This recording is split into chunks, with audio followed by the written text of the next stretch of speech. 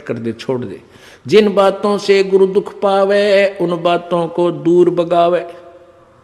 उनको फेंक देते, कितना अच्छा लगता, छोड़ दे उन सब चीजों को। अब जैसे शुगर के मरीज को अब मीठा तो अच्छा लग गया उसने, और डॉक्टर कहे भाई शुगर तो मरीज ये मीठा नहीं खाएगा, ना मिठाई ना चीनी, और वो फिर भी डॉक्टर की आज्ञा का पालन नहीं करता तो मरेगा फिर, और क्या इलाज है। तो चीनी मीठी तो लग रही है, इसमें कोई शक नहीं, मीठी भी है, लेकिन उसके लिए विष है।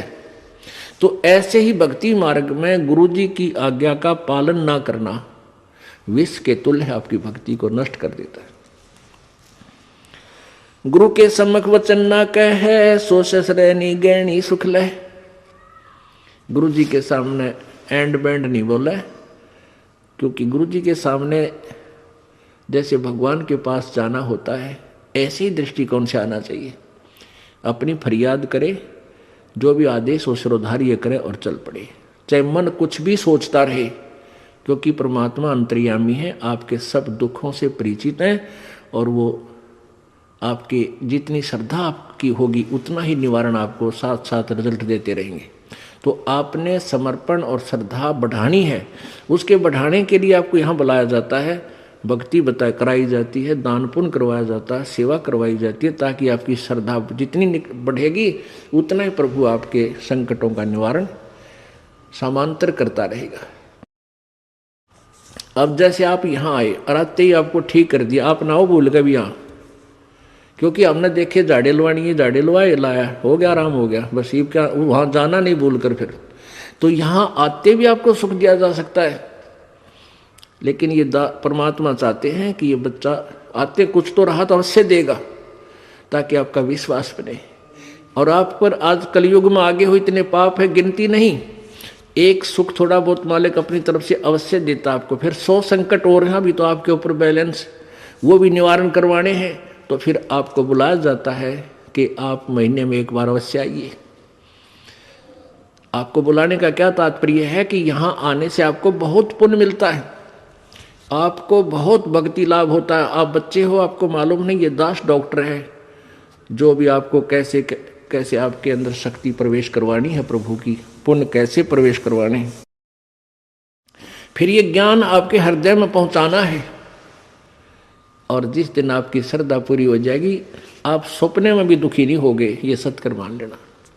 क्योंकि पाप जब बढ़ जाते हैं, दिन में भी दुखी, सोए फिर भी दुखी, क्यों सपने भी बुंडे बुंडे आवे। और जब आप भक्ति करोगे, ढंग से लग जाओगे, आप वैसे भी सुखी, और स्वप्न में भी परमात्मा की भक्ति है, आरती करते होगे, कभी मंत्र कर रहे होगे, कभी मेरे गुरुदेव भगवान ये गा रहे होगे, स्वप्न में भी सुखी, यानी भक्ति स्वप्न में भी हो रही होगी। गुरु से शेष करे चतुराई सेवाहीन नरक में जाई। ओहो, जो गुरु जी के सामने चतुरता करता है, छल कपट करता है, उसकी जो सेवा है यानी वो पूजा समाप्त हो जाती है, धन भक्ति का, और कहते हो वो नरक में जाई, नरक में डाल दिया जाता है। शेष होए सर्वस नहीं वारे, हिये कपट मुख प्रीत उचारे। शेष होके और समर्पण नहीं किया तो क्या का काय का भगत वो, और हिये कपट मुख प्रीत उचारे। अंदर तो दोष है, ऊपर तो मीठा बोला है, ये भगवान को पसंद नहीं। सो जीव कैसे लोग सिधाई, बिन गुरु मिले मोहे ना पाई। गुरु से कपट करे चतुराई, सोहन सा भव भर में आई। गुरु से कपट शेष जो राखे, यमराज जाके मुगदर चाखे। गुरु जो जन गुरु की निंदा करही, शुक्र समान गर्भ में पढ़ही। गुरु की निंदा सुने जो काना, ताको निश्चय नरक निदाना। अपने मुख निंदा जो करही, परिवार सहित नरक में पढ़ही। अपने आप क्या बताते हैं परमात्मा के, अपने गुरुजी की निंदा यदि कोई कर रहा है तो भी आपने सुननी नहीं चाहिए। यदि गुरु की निंदा सुने जो काना, ताको निश्चय नरक निदाना। जिसने गुरुजी की निंदा कान से भी सुन ली किसी नालायक ने, कहते हैं तो भी तू नरक में जाएगा, तेरा नाम खंड हो जाएगा। अब यहां समस्या एक आती है कि जैसे कोई व्यक्ति है निकम्मा, वो बुराई कर रहा है गुरुजी की, आप बैठे हो, ट्रेन में बैठे हो, बस में बैठे हो, या कहीं ऐसे स्थल पर बैठे हो, और वो चलो ऐसे वैसे स्थान पर हो तो उठ कर चला जा, आदमी इतना तो कर ही सकता है, लेकिन बस में बैठे हैं, ट्रेन में बैठे हैं, काफ़ी लंबा सफ़र है, और वो कोई निंदा कर रहा है और आप सुन रहे हो, तो आपके मन में शंका होगी कि मेरा तो नाम खंड हो जाएगा। नहीं होगा। क्यों नहीं होगा? क्योंकि सुनने का अर्थ ये है जैसे कोई आपके गुरुजी की बुराई कर रहा है, आप सुन रहे हो, लेकिन आपके हृदय में वो नहीं समा रही है कि ये सच ठीक कह रहा है। आपका मन ये कह रहा है ये अनजान व्यक्ति है, इसको पता नहीं, ये वैसे ही कह रहा है। आपके हृदय में उसके हाँ में हाँ नहीं बनी, तो आपने सुनकर भी नहीं सुनी। ये इनमें बहुत अंतर होता है एक एक बात में। और यदि आप उसके कहने से आपके हृदय में ऐसा आ गया कि हो सकता है हमारे गुरुजी ने ऐसा गलत काम कर ही दिया हो, तो आपने सुन ली, वो सुन ली, और आपके मन में स्वप्न में भी नहीं आए कि ये जो कह रहा सच्ची हो सकती है, तो आपने नहीं सुनी, तो आपको दोष नहीं। गुरु की निंदा सुने जो काना, ताको निश्चय नरक निदाना, अपने मुख निंदा जो करही, परिवार सहित नरक में पड़ही।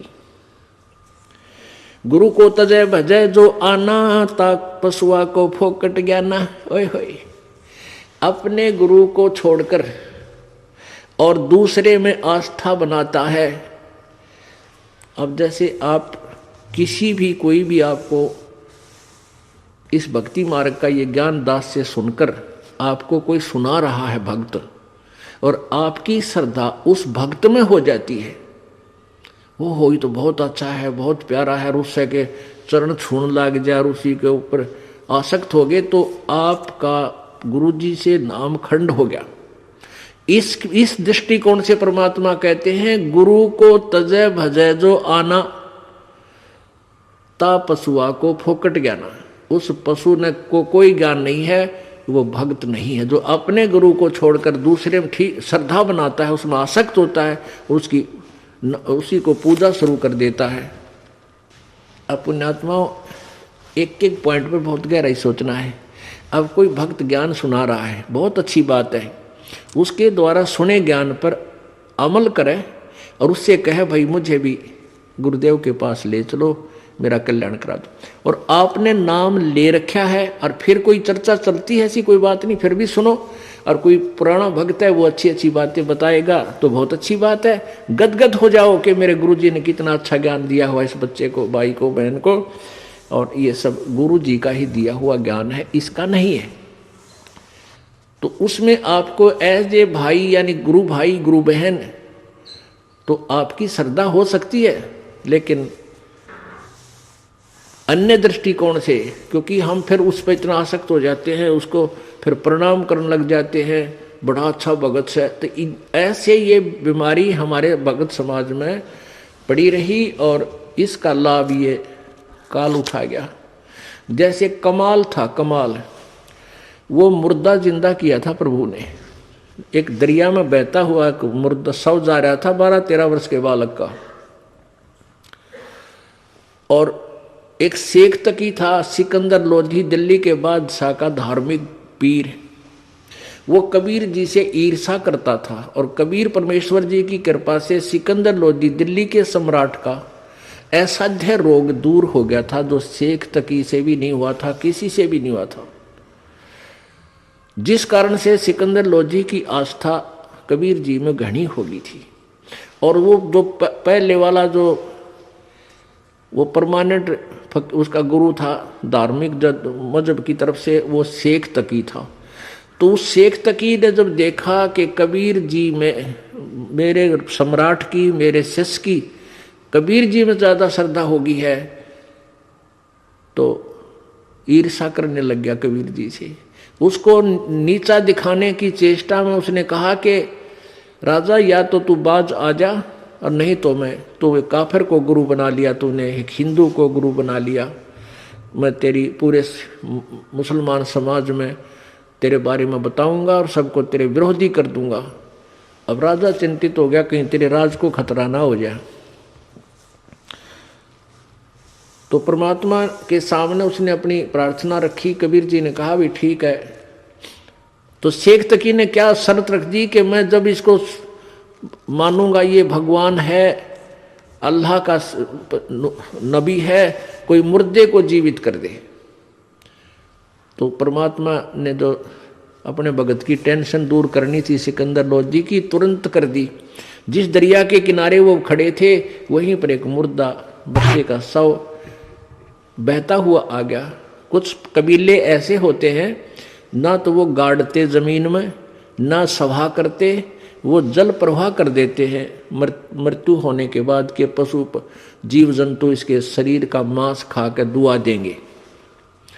ऐसे सुसज्जित एक बना करके प्लेटफार्म सा, फ्लोट सा, एक घास फूस का जो तैरता रहे ऐसा बना देते हैं, बेड़ा सा, उसके ऊपर शव को लुटाकर और चलता कर देते।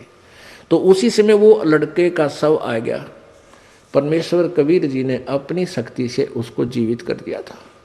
तो सभी ने कहा कमाल कर दिया, कमाल कर दिया। उसका नाम कमाल रख दिया और उस बच्चे को अपने साथ अपने बालक रूप में, शिष्य रूप में रख लिया। अब वो युवा बालक हो गया। कुछ दिनों के बाद 10-15 साल में 20-25 वर्ष की आयु का हो गया।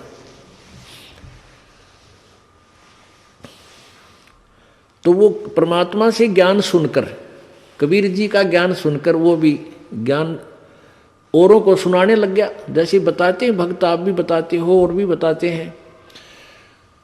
अब जवान लड़का था, अच्छी आवाज थी, बढ़िया गला था, परमात्मा की वाणी गा गा के इतने सुरीले ढंग से सुनावे। तो जो परमात्मा कबीर जी के शिष्य थे वो 64 लाख, उनमें से बहुत सारे कमाल जी के ऊपर आसक्त हो गए। ओहो कमाल तो भाई कमाल है, तेरा नाम भी कमाल, तेरा काम भी कमाल, और भाई तो गुरु जी से भी बढ़कर हो गया। ओहो आप तो गुरु जी से भी अच्छी जो है ना ज्ञान सुनाते हो। अब इस बात से वो कमाल फूल गया, वो यानी उसमें अभिमान छा गया। और कबीर जी परमात्मा उसको बार बार धिक्कारते थे, उसको धमकाते थे कि निकम्मे तू अपना कर्म बना ले और प्रभु मत बनाए। लेकिन ये प्रभुता की भूख इतनी बुरी होती है, जीव नरक जाना स्वीकार कर लेगा, प्रभुता छूटे नहीं। कहते हैं राज तजना सहज है, सहज त्रिया का नेह, और मान बढ़ाई ईर्षा दुर्लभ तजनाई। और जब तक ये नहीं तजे जाएंगे इतना भगवान नहीं मिले। तो हम निकले भगवान के लिए, हमें पता है मनुष्य जीवन मिला भगवान प्राप्ति के लिए, और फिर उसमें कोई वस्तु बाधा उसने फेंक दे तुरंत तोड़ के, उसको एक तरफ फेंके तो भगवान मिला। लेकिन उस कमाल ने परमात्मा के आदेश का पालन किया नहीं, तो प्रभु ने उसको धमका दिया। वो वहां से निकलकर परमात्मा से रुष्ट होकर, अक्षुब्ध होकर, खिन्न होकर के वहां से निकल गया और जाके कहीं दूर देश स्थान पर रहने लगा, जहां के वो नालायक भक्त गुरुजी के शिष्य उसको चाहते थे, वहीं चला गया, वहां रहने लग गया। अब वहां रहा, उसने एक छोटा सा आश्रम बना लिया। अब पुण्यात्मा समर्थ जो कार्य करता है कोई जीव नहीं कर सकता। जैसा कल उदाहरण दिया था कि जैसे वायु बहुत लंबी चौड़ी है, बहुत ज़्यादा था है, और उसमें से एक टायर में पंप से हवा भर भी ली, वो टायर ट्यूब में टायर में डालकर ट्रक में डाल दिया, ठीक है वो काफ़ी सहयोगी होगी वह हवा उसको, लेकिन वो तो सीमित है। ऐसे ही किसी भक्त ने, उस कमाल ने परमात्मा की कुछ दिन सेवा करके, दोनों नाम दिया, उसकी भक्ति करके कुछ शक्ति अवश्य होगी थी, लेकिन वो जीव ही था। और वो अनजान भक्त जो परमात्मा के शिष्य थे कबीर जी के, उस पर आसक्त हो गए। तो यहाँ बताते हैं गुरु को तजय भजय जो आना ता पशुआ को फोकट गया ना। जब कबीर खुद मालिक बैठे और उस वो कमाल के टिंडे देगा उन्हें, कमाल की बात। यहीं से हम गिरते, सतर गिरता गिरता यहाँ आ लिए। हम सतलोक में इसी तरह गिरे थे। हम अपने भगवान को छोड़कर परमेश्वर कबीर जी सत्य पुरुष को, और ये ज्योति निरंजन काल वहाँ तपस्या कर रहा था एक टांग पर खड़ा होकर। हमने अपने भगवान से हृदय हटा के इसमें लगा लिया और इसका फल यो मिला। आज गधे कुत्ते सूअर 84 लाख योनियों में कितना कष्ट उठा रहे हम, और फिर वही फिर दोहरा रहे हैं क्योंकि ज्ञान नहीं हमने। तो उसने क्या किया, कमाल ने वहां रहने लगा। अब जो भक्त परमात्मा के पास आते थे उनको सुख होया करता खूब। अब वो चेले बन गए कमाल के। अब 5-4 वर्ष तो उनके काम ठीक चले, क्योंकि जो हैंडपंप से पानी उन्होंने ले लिया था वो जब तक चला उनकी पुण्य कमाई तब तक तो वो दुखी हुए नहीं। फिर कोई काम उनका होने लगा नहीं, तो धीरे धीरे वो कमाल से भी हट गए। अब कमाल ने 5-4 और चेले रख रखे अपने आश्रम में रख रहे। तो वो कहने लगे, गुरुजी यहाँ भगत तो आने ही बंद हो गए। तो उन्होंने कहा भाई यूँ करे कि गुरुजी का जन्मदिन मनावांगे कल, जेठ की पूर्णमासी आ गई, सब न कह दे भाई कल जेठ उतरते की पूर्णमासी है और गुरुजी का प्रगट दिवस मनाएंगे